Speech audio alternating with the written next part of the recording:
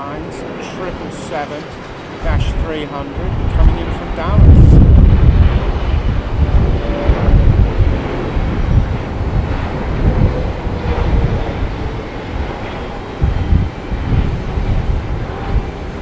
Qatar Airways Boeing 777-300, and of course that's coming from Doha, Qatar.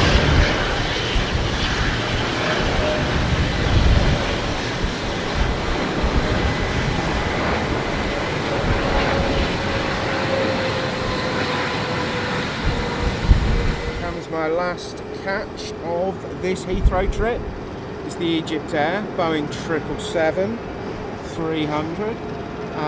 As I said, my last catch. I'm about to catch a plane back to Manchester, a glass of champagne in the first class lounge, I think. I've just got back from Greece. I've been island hopping. That was wonderful.